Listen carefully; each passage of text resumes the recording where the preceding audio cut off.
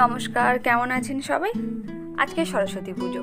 সকাল তখন এই 7টা মতো বাজে, আর প্রচণ্ড কুয়াশা পড়েছে, একদম কিছু দেখাই যাচ্ছে না। তাও সকাল সকাল রান্নি দিদিরা চলে এসছে, কারণ আজকে দুপুরবেলা খিচুড়ি ভোগের আয়োজন আছে। প্রায় 200 জন মতো লোকের আয়োজন। তো সকাল সকাল যদি না শুরু করে তাহলে তাড়াতাড়ি রান্নাটা কমপ্লিট হবে না। তো তাই দিদি চলে এসছে, মানে রান্নির দিদি চলে এসছে। তো বাসনগুলো না বার করে দিলে তো আর রান্নার অ্যারেঞ্জমেন্ট করতে পারবে না। আর এই বাসনগুলো না আমাদের মানে কমিটিরই, মানে এগুলো আমাদের ভাড়া করতে লাগে না। এটা একেবারে মানে আস্তে আস্তে কিনে নেওয়া হয়েছিল, পুজোর টাকা বাঁচলে সেগুলো দিয়ে এরকমভাবে বাসন কিনে রাখা হতো। যাই হোক, বাসনগুলো বার করে দিয়ে আসার পরে তারপরে ওই 9টার দিকে একটু কুয়াশাটা কমতে ঠাকুর নিয়েও চলে আসা হয়েছিল।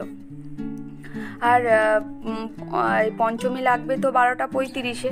রেডি হয়ে গেছি। আগে একবার নিচে গিয়েছিলাম, কিন্তু এই যে লাল সুতোর দরকার ঠাকুরমশাই বললো, তাই আমিও চলে এসেছি লাল সুতো নিতে। তো আবার যাই, ওদিকে ঠাকুরমশাই সমস্ত কিছু জোগাড় করছে, আর কাকিমা আছে ওখানে, কাকিমা জোগাড় করে দিচ্ছে। তো আমিও যাব, গিয়ে তারপরে ঠাকুরমশাইয়ের সঙ্গে সমস্ত জোগাড় কমপ্লিট হওয়ার পর তারপরে পুজো শুরু হবে। এমনিও 12:35-এ পঞ্চমী লাগবে। তো চলো গিয়ে তারপরে তোমাদের সঙ্গে আবার কথা বলছি।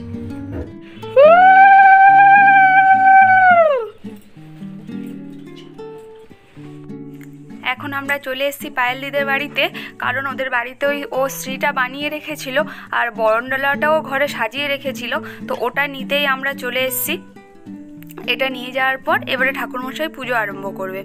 আর এই সরস্বতী পুজোটা আমাদের বাঙালির একটা ইমোশন, বিশেষ করে যারা ছাত্রছাত্রী আর কি। তো আমরা যখন ছোট ছিলাম তখন অত ভ্যালেন্টাইন্স ডের মনে হয় চল ছিল না, এখন অনেকটাই চল হয়ে গেছে। তখন আমাদের কাছে এই সরস্বতী পুজোটাই হচ্ছে মানে কতদিন আগে থেকে প্ল্যান, মায়ের শাড়ি পরবো, মায়ের শাড়ি না পছন্দ হলে কাকিমার শাড়ি, কি গয়না পরবো, মানে সে কতদিন হাতে মেহেন্দি করবো, মানে কত রকমের আয়োজন আর কি।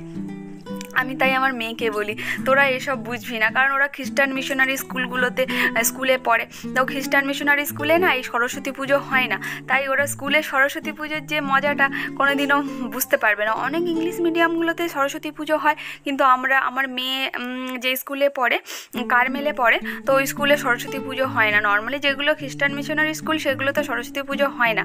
তাই আমার মেয়েকে আমি সবসময়, মানে এবারেও বলছিলাম, আগে তো অনেকটা ছোট ছিল, অতটা বুঝতো না, এবছর অনেকটা বড় হয়ে গেছে, বলছিলাম আমরা সরস্বতী পুজোয় যেমন আনন্দ করেছি, যেমনভাবে স্কুলে পেয়েছি, তোদের ভাগ্যে সেটা নেই আর কি, সেটা তোরা কোনোদিনও পাবি না। চলো, এই কথা বলতে বলতে নিয়ে চলে এসেছি। আর দেখছো ঠাকুরমশাই সব কিছু জোগাড় মোটামুটি কমপ্লিট করে ফেলেছে। আর কিছুক্ষণের মধ্যে আশা করছি পুজোটা আমরা শুরু করে। ওই দিনে না ওয়েদারটা খুব ভালো ছিল, মানে এতটা রোদ ছিল না, কিন্তু মাঝে মধ্যে একটু ভয় করছিল, কারণ একটু মেঘ হয়েছিল, যদি বৃষ্টি হয়। আমাদের তো পুরো ওপেন প্যান্ডেল করেছিলাম আমরা, মানে নিজেরাই করেছিলাম যতটা পেরেছিলাম। তো যদি বৃষ্টি হয়ে যেত মাঝে মধ্যে টেনশন লাগছিল, কিন্তু এটাও ভাবছিলাম ওয়েদারটা এত ভালো ছিল না, তো যদি রোদ থাকতো তাহলে এরকমভাবে আর সবাই বসে এরকম কমফোর্টেবলভাবে বসে থাকতে পারতো না। মানে ওয়েদারটা এত সুন্দর ছিল না, খুব ভালো লাগছিল সেদিনকার ওয়েদারটা। আর আমাদের প্যান্ডেলের ডেকোরেশনটা কেমন হয়েছে তোমরা কিন্তু অবশ্যই জানিও। আর আমাদের ঠাকুরের মুখটা, সবাই বলছে ঠাকুরের মুখটা এত মিষ্টি হয়েছে, এত সুন্দর লাগছিল ঠাকুরের মুখটা দেখতে, মানে খুব সুন্দর হয়েছিল। আর এদিকে আমাদের ঠাকুরমশাই, উনি তো মানে কম সময়ে পুজো করতে পারে না, উনি অনেকটা সময় ধরে পুজো করে। তাই আমরা ঠাকুরমশাইয়ের সঙ্গে ইয়ার্কি মেরে বলি যে ঠাকুরমশাইয়ের পুজোর মানে মন্ত্রের কোনো সিলেবাস নেই, উনি মানে কোনো সাজেশান নেই, ফুল সিলেবাসে পুজো করি, জাস্ট ইয়ার্কি মেরে বলি আর কি। আর আমাদের এই ঠাকুরমশাই এতটাও ভক্তি দিয়ে পুজো করে না, অন্য কোনো ঠাকুরমশাই পুজো করলে আমাদের ভালোই লাগে না, মানে আমাদের মনের মতো হয় না। এটা আমাদেরই হয়তো সমস্যা। সব ঠাকুরমশাই তাদের মানে যতটা সম্ভব ভালোভাবে পুজো করার চেষ্টা করে।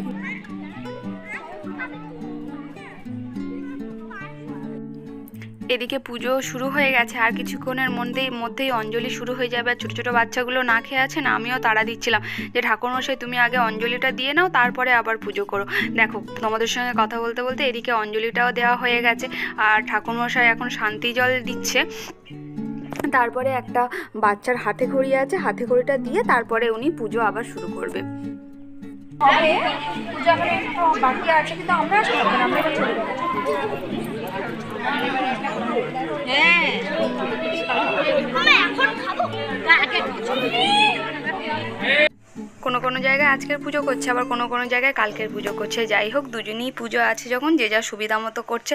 আর পুজোতে কে কী, সরস্বতী পুজোতে কে কী কালারের শাড়ি পরেছে অবশ্যই কিন্তু জানাবে। আমি একটা হলুদ শাড়ি পরেছি। আগে তো খুব চল ছিল যে সরস্বতী পুজো মানে বাসন্তী কালারের শাড়ি, এখন আবার অতটাই নেই, যে যেমন ভালোবাসে সেরকম শাড়ি পরে। ম্যাক্সিমাম সবাই দেখি লাল সাদাও পরে। তো যে যে কালারের শাড়ি পরেছে অবশ্যই আমাকে কমেন্ট করে জানিও কিন্তু। চলে গেছে ওদের ভিডিও করে নিচ্ছে, দেখি ওরা কি করছে। দেখি আরেকটা ফটোগ্রাফার এসে গেছে, এদিকে দাঁড়া দাঁড়া যাও না, এই আরো ফটোগ্রাফার ইউটিউবার এসে গেছে। Hi YouTuber, hi. বলুন, কিছু বলবেন না? না, কিছু বলার নেই। আমার শুধু দেখ, তুমি তো কোনো কথাই রাখবে না, ওটাই তোমার গান বসিয়ে দেবে। বলা বেকার হয়ে যাবে। আরে কাকি, হ্যাঁ এটা ভালো বলেছিস, এটা ভালো বলেছিস, এটা ভালো বলেছিস। নিশানি বলছিস, নিশানি নাম্বার দিয়ে দেবো, নাম্বার দিয়ে দিতে বলবি, আমি ব্যবস্থা করব। মা তুমি কোথায়? এখানে কেন দাঁড়িয়ে আছো? আমি দাঁড়া, গল্প করছি। কার সাথে গল্প? ও সবাইকে তুই চিনবি? এই তো হয়ে গেল। তবে দাদু ভাই নাকি কাজ ছিল।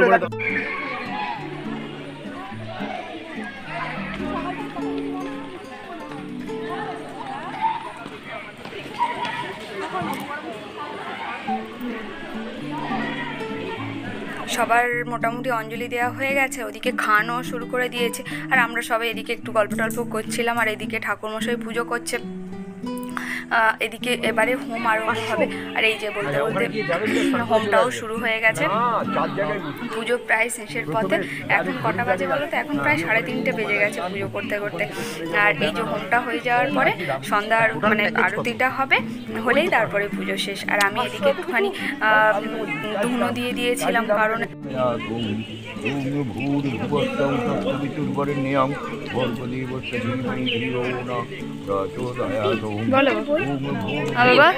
বই এখন দেওয়া যাবে না, বই কালকে সন্ধ্যাবেলা নিয়ে যাবে।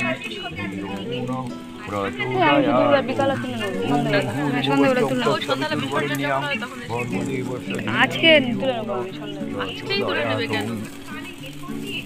তাহলে কালকের ওই ইয়ের সময় দেখেছো, ভালো ভালো বইগুলো দিয়ে দিয়েছে, কি পড়বে। ওম ভূর্ভুবস্সঃ ওম তৎসবিতুর্বরেণ্যং ভর্গোদেবস্য ধীমহি ধিয়ো ন প্রচোদয়াৎ। ওম ভূর্ভুবস্সঃ তৎসবিতুর্বরেণ্যং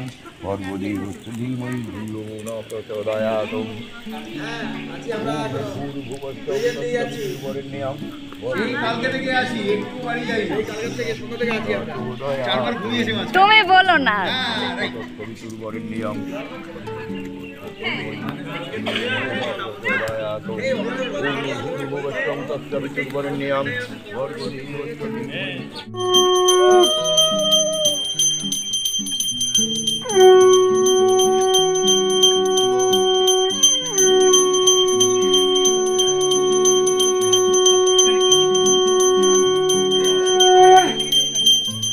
ওখানে বেডশিট একটা কিনলে দুটো ফ্রি দিচ্ছে, জানো?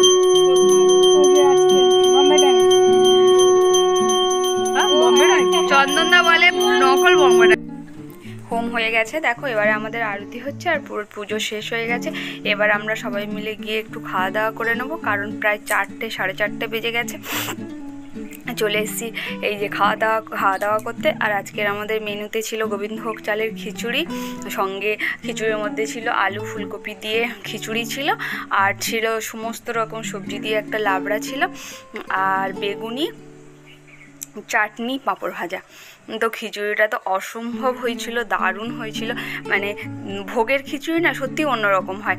তুমি বাড়িতে চেষ্টা করবে এইরকম খিচুড়ির টেস্ট না তুমি কোনোভাবেই আনতে পারবে না। তুমি যতই ঘি দাও, হ্যানা দাও, ত্যানা দাও, যত কিছু দাও না কেন, এই টেস্টটা কোনোভাবেই আসে না ভোগের খিচুড়ির যে টেস্টটা আছে।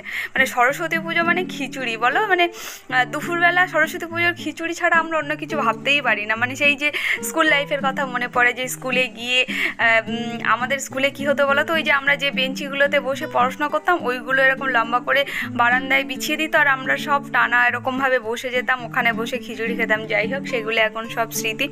এই স্মৃতিগুলোই মানুষের মনের মধ্যে থেকে যায়।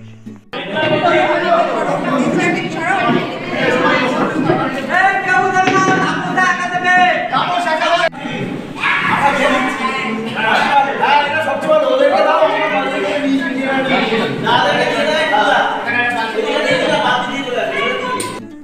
বসানোর একটা রেওয়াজ বলতে পারো। লাস্টে যারা খেতে বাকি থাকে তারা সব টেবিলগুলোকে সব একসঙ্গে এরকম জয়েন করে নিয়ে হয়, নিয়ে একসঙ্গে সব খেতে বসা হয় আর কি। এটা বেশ ভালো। আমাদের খাওয়া শেষ। বল তুই। যেরকম করে আমাদের খাওয়া শেষ, আমরা সব এক জায়গায় বসে আছি। এখানে উনুনটা কেটে ফেলো, গোটা এখানে বসিয়ে দিই হলো। আমরা খুব ভালো খেয়েছি, রাত্রিবেলা কি খাবো? রান্না বান্না হয়েছে, পুজো খুব ভালো হয়েছে। খাওয়া রাত্রিবেলা লুচি হবে। দেখো এখনই জল খাচ্ছি। আমিও খাবো একটু জল। পরের মাসে তো আমরা আইটেম করবে, পুজো দুদিন দুলারই করবে। হ্যাঁ রে মাইরি, ওইটাই বাকি আছে। একটা আইটেম কমিয়ে দাও। আজকের ব্লগটা তাহলে এই পর্যন্ত। সবাই কেমন লাগলো অবশ্যই জানাবেন, আর যদি ভালো লাগে তাহলে প্লিজ সাবস্ক্রাইব করে দেবেন। আজ তাহলে আসি, দেখা হচ্ছে কাল। আর যারা যারা আমার এই ভিডিও ফেসবুক থেকে দেখছেন, যদি ভালো লেগে থাকে, যদি ফলো করা না থাকে ফলো করে দেবেন। তাহলে দেখা হচ্ছে পরের ব্লগে। টাটা।